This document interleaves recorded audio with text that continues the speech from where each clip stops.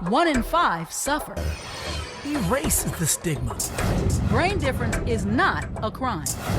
Mental health isn't just your problem. It's our problem. And now, Mental Health Mondays with Marla and Dave. Welcome to Mental Health Mondays. We are Marla and Dave. That's right. And I am particularly Marla. Let me start the show today by saying, as always, that when it comes to Mondays, Mental Health Mondays is kind of like Revitalize My Monday. Everybody has a blast on the weekend, and you usually dread Monday. It's like the mundane Monday. But for us, because this topic is really just about mental wellness, and the opportunity to talk about that is really invigorating to us. And let me just briefly, Dave, before we get into our guest for today, which is super special to both of us. We are going to hopefully in the future get a time to reschedule Raz. There were so many technical difficulties in his interview last week. We just don't think it's the best representation for us to continue and to air what we've already aired. So please forgive the schedule interruption. But like we say, when it comes to mental health, every single solitary conversation that we have is worth hearing and having. I want to remind everybody that Mental Health Mondays is brought to you by Loving Beyond Reason and Mental Health Mondays. Also, we're in partnership with NAMI San Fernando Valley. Go to either one of those websites, Loving Beyond Reason or NAMI San Fernando Valley. That's NAMISFV.org, and donate to Mental Health Mondays. Marla alluded to the fact that our guest today is none other than our son, our only son, DJ Thomas. For better or worse, we have chosen to responsibly share our struggles with mental health as a family in hopes to help erase the stigma surrounding mental illness and to help other families dealing with similar issues to understand that there's always hope for a better tomorrow. DJ is a very talented songwriter, accomplished songwriter. He has many talents. He's multifaceted. We'll be right back with our son, DJ. Talents.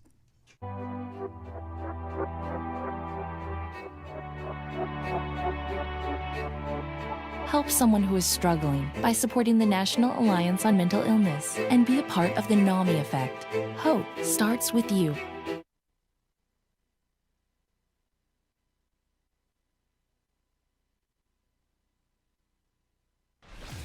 guys, listen up. Learn something.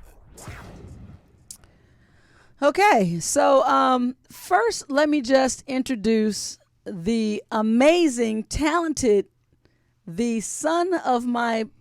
First of all, we were just having a really fun conversation before we actually got on air of whether I'm actually his mother. And I'm telling you, there's a group of stretch marks. I'm not even going to get into it. He came out of my body, and this is my only son, and we welcome him. Welcome to Mental Health Mondays, DJ. What's happening? That was very deliberate. Actually, I want to say something real quick. We want you to. Can you even hear me? Can you hear me now? Everyone can hear you. Cool.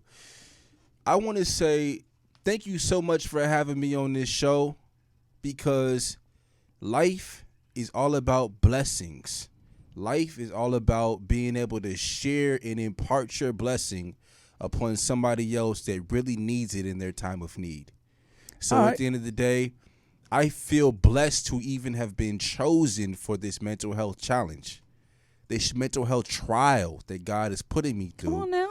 And at the end of the day, if you actually know in your heart of hearts that God is with you and you're suffering from mental health disabilities, you must understand that it's only a trial.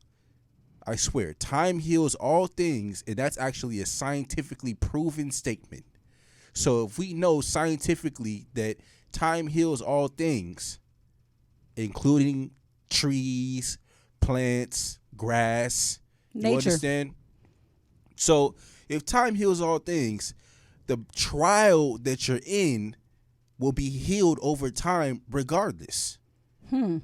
So it's only a temporary trial that you can totally overcome if you keep your faith in the one that matters. All right, so DJ, I don't know if you have been following the show on a weekly basis, but before we go into the conversation, I'm going to stop and make sure with our producer that everything's fine. but on social network we're still good. Okay, so make sure everybody's being able to view the show. So D, when were you first able to accept the fact that you had a diagnosis or recognize that there were differences? You know what? I began this trial because that's what I call it now, a trial. I began this trial around 2015, but then it got serious around 2017 because I feel like God wanted me in a specific trial and I changed the nature of the trial. Okay, so Marla, you look like you had something to say. No, I'm letting you finish your line of thought. And then, so that being said, our thoughts aren't the same. Talk to us about how you feel about treatment in general and therapy in general. Perfect. So I feel like treatment is a test of faith because in order to understand that we all have been charged up with God's life, the mere fact that we have life allows you to understand that we've been charged up with God's life. So at the end of the day, if you can trust your level of life in somebody else with a completely different level of life's hands, you will be possibly one of the most faithful people that the world has ever seen. It's just a test of your faith, sweetie. So let me ask you a question. So my question to you is, because I love you dearly. Matter of fact, I give my life like this for you in a heartbeat. But as you go through your own trials, what are the things? Are there things that actually annoy you that get said and done to you? Like, give us things that make you go, you may not necessarily respond, but triggers. Yeah, like Dee said, cringeworthy. Yeah, cringeworthy. What are the cringeworthy things that people say to you that you're like, get out of here with that? I feel like the hardest thing for me to deal with throughout the duration of this trial is really just intolerance. I mean, and to be honest with you, intolerance is the beginning of the cancer that society is experiencing. It's all about intolerance. So because I can definitely agree with that. Quite frankly, if it weren't for intolerance, what actually would happen is this. We would all want to pick each other up. We would all want to lift each other up. We would all be a family if it weren't for the fact that I'm intolerant of whatever it is that you have or whatever it is that you have going on. Or your perspective. Yeah. I'm intolerant of whatever it is you have or whatever it is you have going on, and I don't associate with that. Because if we all had the same level of association, if we all had, not level, but if we all had the same association, that's a family, baby. Well, like Mom and I always say, and for those of you watching, Marla and I always say, one of the things, and like I said at the beginning of the show, our goal is to help to erase the stigma surrounding mental illness, and that is so much our goal that we don't even like to refer to it as mental illness. We prefer it to say brain differences. Only because, and even that needs to be changed, because there should be nothing wrong with saying mental illness. That's like saying I got a cold, or I have a fever today, or I broke my arm. It's the same thing. But you know what's even better than every one of those things need a treatment. You know what's even better than, what was the term? Brain difference. Brain difference. God level trial.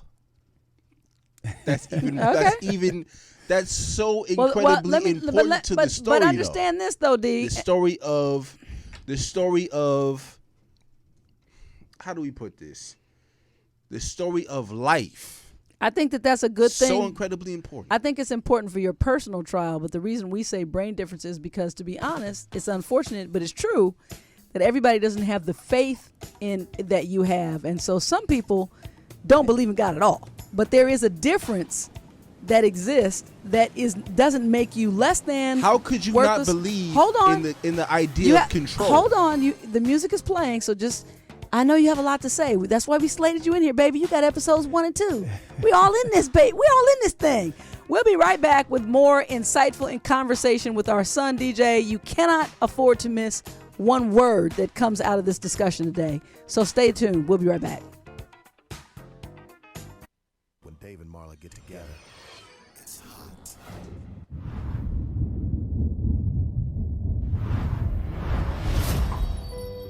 You may not realize it, but these words, often used to describe someone with a mental health condition, can be very harmful. In a country where 1 in 5 people are affected by a mental health condition, it's time for all of us to step up and change the conversation.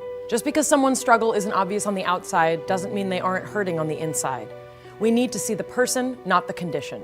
Join with me, pledge to be stigma-free.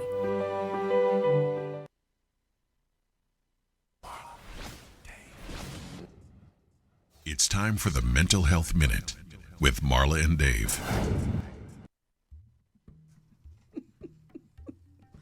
Many people believe there is nothing that they can do for a person with a mental health problem. In fact, according to mentalhealth.gov, friends and loved ones can make a big difference.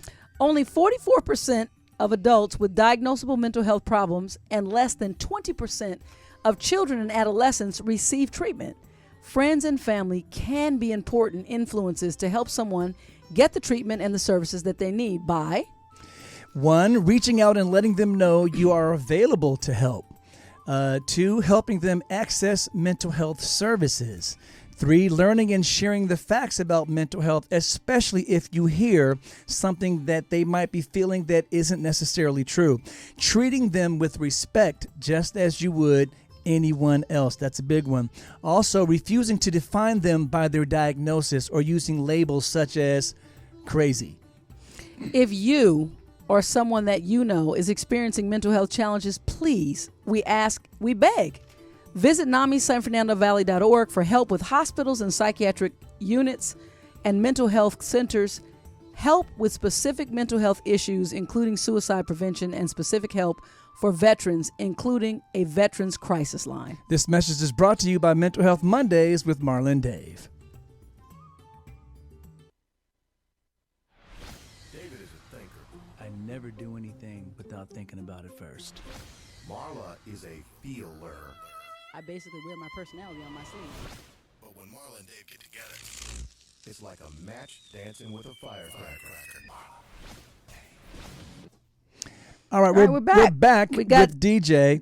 DJ, I want to actually break down something a little bit more specific, because there are times when you're feeling more spiritually connected than others. I should ask, are there times that you feel more spiritually connected than others? Because it seems like today you're really in touch with a spiritual awareness. And the reason why I say that is because, let's just get rid of the elephant in the room. There are times when we're not really getting along. And, we had a recent incident where that whole empathetic feeling that you speak about and that whole spiritual awareness, that's not what you were feeling that day. It's actually funny that you should say that, because I think it's all about understanding. And to be honest with you, what you're alluding to, the incident, it was all a byproduct of me not being willing enough to understand the nature of the trial. Because, like the Bible even says, my spirit is willing, but my flesh is weak. So in other words, you did not want to have to go through that type of interaction, but quite frankly, and this is the God's honest truth, right? Okay. Quite frankly, if my spirit is willing, but my flesh is weak, I struggle with the temptation of actually inability. I struggle with the temptation of my personal inability to accept and embrace anything that the Creator throws my way. Okay, let me ask you a question. Since Dad exposed the elephant, let me ask you this, because this is something that I actually want to know, and I think everybody else probably would want to know. When you move through these particular episodes, do you forget or do you remember what happened? I remember everything that happens. However, what actually happens is this: when I'm tapped in to the source that is the Creator, Let's just call him the creator. Okay, everybody God. doesn't agree with Oh, so that. you can say God. That's fine. That's Okay. that's your So source. when I'm tapped into the source that is the creator, well, my forgiveness is everlasting. The same way that love starts with forgiveness. So at the end of the day, if my forgiveness is everlasting, even if I slip up, I'll have the ability to forgive myself. And then if somebody else slips up in my presence, I will have the ability to forgive their mishaps. Because quite frankly, everything here, and this is the God's honest truth, right? Everything here is about forgiveness. Because nobody's perfect, so what else is there to do other than forgive? So when you come through an episode where, like, there's been a couple times between the three of us that there's been violence, whether it's conscious or unconscious, and so do you forget?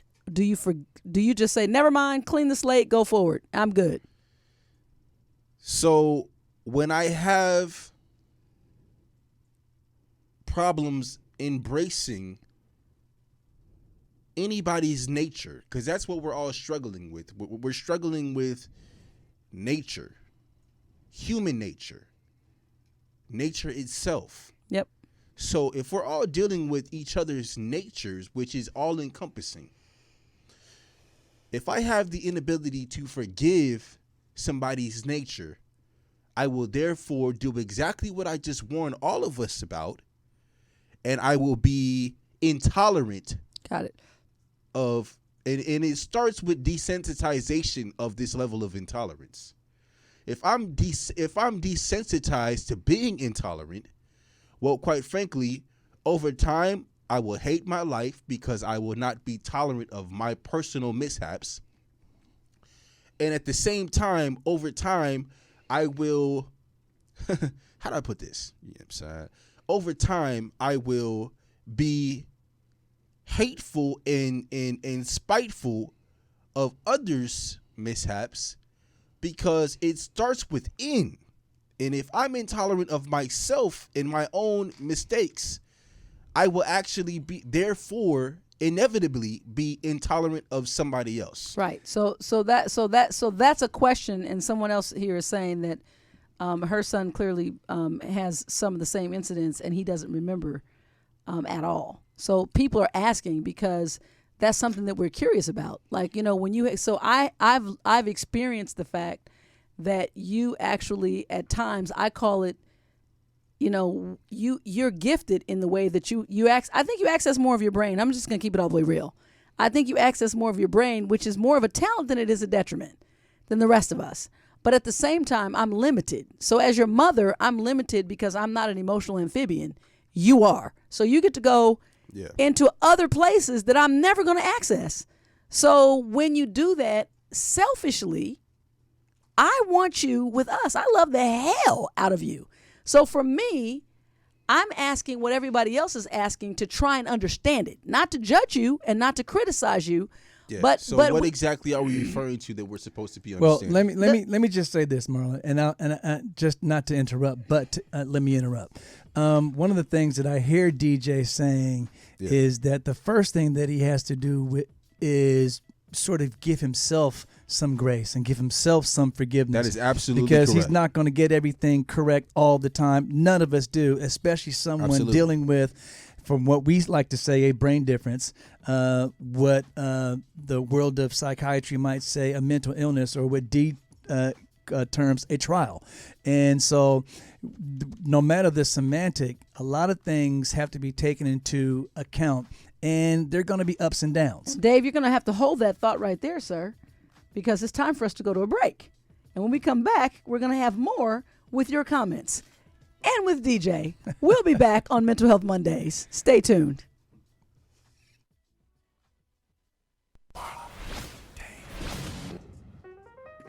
All right, the fun music, you know what that means. You hear it in the background, and there we have our pole dancer because it's time for the poll question. And on the mental health, the poll question break, we have a pole dancer with no poll.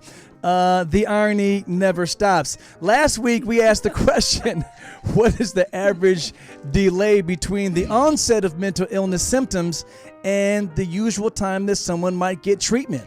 And your options were what, Marla? We didn't. Yes, the answer was given to us actually from our guest before, which we mentioned. And so, what are the options? The options were 1.5 years, 5 years, and 11 years.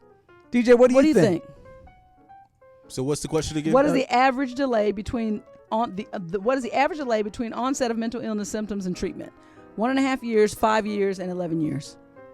What's the delay between your first symptom and then being diagnosed and treated?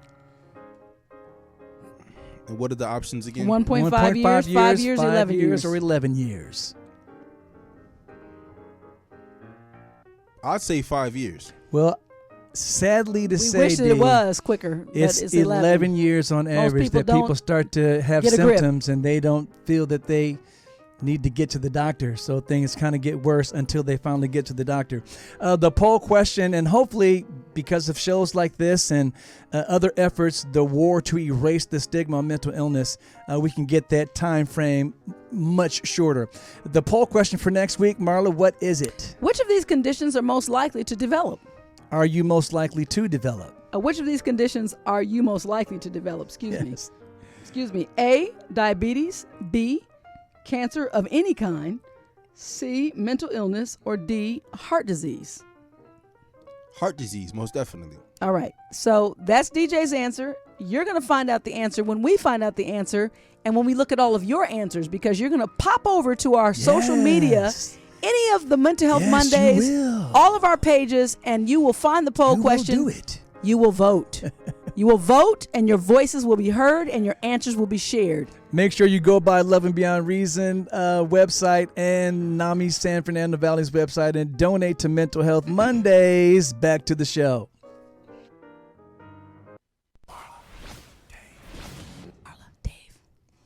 Marla, Dave. All right, so DJ, we were just saying that, and I agree with you, that it starts with, first of all, not being so hard on yourself. That's the first thing, because a lot of times, and D, you can speak to this as well, some of those first breaks, we call them, when you start to first enter the trial, as you like to call it, or what we say is brain difference, they're triggered by very stressful situations. Right. That's what the science proves. Oh, yeah, most definitely. And so you want to speak to that? Yeah, so now I want to get scientific because... No. Oh, yeah, I'm just kidding. Cancer itself starts with a problematic heart due to the fact that we all are pumping out blood throughout our bodies. You know what I'm saying? That is only the byproduct of a properly functioning heart. So if you have cancer anywhere in your body, it's only the byproduct of your heart being infected and in turn infecting the rest of your body. Well, again, so here's my thing. I want to let everybody know that he is not a doctor, and these things I that didn't he's say saying any of are those not things. not But what I am saying is that everyone has their own opinions, and we don't. And that's not necessarily called heart disease, to be honest with you. I know, but what we have to be responsible, though, honestly, and I love you, but we have to say that even though that these are things that this, and I don't even doubt what you've been given, but we have to tell people who are looking for cancer cures possibly that. Yeah, most definitely. So D, I want to get a little bit more practical. How do you mind if we say what your diagnosis is, or would you rather ahead, not? Man, say it. Why don't you say what it is? So it's bipolar 1 schizoaffective. Yes, bipolar 1 with schizoaffective disorder. Now, what I want to get down, when I say I want to talk practically about it, what are some of the things that when you're dealing with this, because you have what we call the network, and so that you hear voices that people around you can't necessarily hear. Are they as loud as we are? No, they're only as loud as I allow them to be. So do they ever go away? I cannot hear a thing right now. Which is good. Oh, so then I need to sleep in your room and talk to you all night. But if you tap in, you can actually tap in. Are you serious? Tapping in is extremely obnoxious. However, you get to tap into a whole nother dimension or realm or demographic rather of beings that might need to actually hear what you actually bring Okay, to the so do table. you create these voices, or do the voices find you? The voices find me, but they're always available because everybody wants a turn to get the chance to talk to somebody like myself. Well, okay, so again, as I was getting to the question that I was asking, which really was This is how we fight at home. Marla's Who's the having favorite parent? Marla's having Who gets a, to talk first? Me. a thing today, and we will forgive her for that because our son has told us that we need to be forgiving, empathetic, and give each other Thank a little you, D. grace. Thank you, DJ. So we will give Marla some grace. But the question that I was going to ask, what are some of the things socially that you find hard to do when you're dealing with the voices that you hear?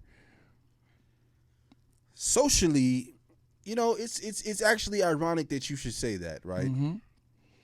Because socially speaking, I would need to be present for every waking moment of every single solitary,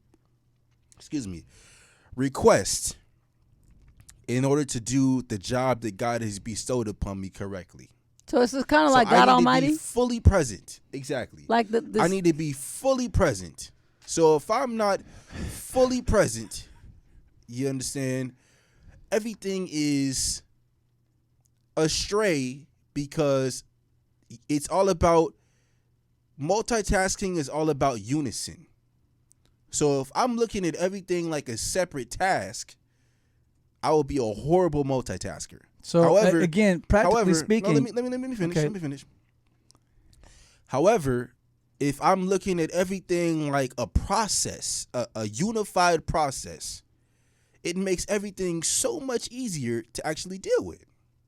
So to kind of deconstruct what you're saying, D, when I'm talking about specifically, is it difficult to have conversations with other people when you're having another conversation potentially that other people can't hear? Is it difficult to, say, interact socially? That's kind of what I was trying to ask. Because when you say multitasking, are you talking about the task of dealing with the present, with the people like with us in the house, as well as shutting off the voices or deciding which one of those that you give attention to? Is that what you're talking about? Exactly. Like I said, both of those things you need to tap into your focus in order to get done. So if we're abusing our focus, it'll be extremely difficult to tap into our focus itself in order to handle any task. And that's all life is about. It's a matter of being, how do I put this? Life is all about being equipped and at the same exact time being aware that our task itself is achievable. All right, hold that thought right there, D. Man, we have so much more to talk about. We're glad you're going to stick with us for 2 episodes. When we come back, I have a couple questions I want you to answer, and I'll tell you what they are when we return. We'll be right back. Yeah. Bad. Worthless. Don't trust them. They'll hurt you. You're worthless. It's pointless.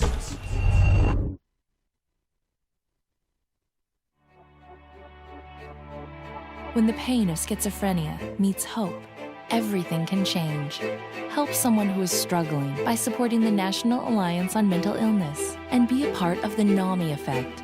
Hope starts with you. It's raw, real, and unfiltered. Go ahead, Marla. D, again, I say I appreciate What's you. I appreciate you so much. Love you. I can never tell you enough how much I love you. But the bottom line is we'll be back. And when we come back in episode 2, there's 2 questions you must answer for me. You're not going to answer them right now, but I'm going to throw them out here. As, Well, hit me. do you want the voices to stop? And at what point should we be afraid of what you're being told? Now that's what you want to ruminate on, and we're gonna. Yeah, most definitely. Okay, hold on. So episode But 2 is no, because we got can't 2 go into it minutes. because the show's over. You got you Hold that fire. hold on to it, baby. Hold on to it, baby. Hold that mask. Hold that mask. So D, if I can say, what are your in 10 seconds or less? I know that's ahead. hard for you. No, You're very no. verbose. No. Go ahead. What is your message to those that might be struggling with similar situation as yours? It's a trial. It's a trial. Is there hope at the end of the trial? Is there ability keep to going? make it? It's a trial that God delivers everybody from. Okay. So Awesome. you have hope. All right, so good. So listen, this is Mental Health Mondays. This is our son with one of the most transparent conversations I think you probably will ever hear. That is connected and just, DJ is DJ, and we love him for that, and we're super glad that he's willing to share. Respect him dearly. Smart as all get out, and we got so much more to talk about in episode 2. So we ask you to come back next week and hear episode 2 with DJ. Let's get him to answer those 2 questions and hear what he's got going on creatively. We'll be back with more DJ. See you next week. Bye.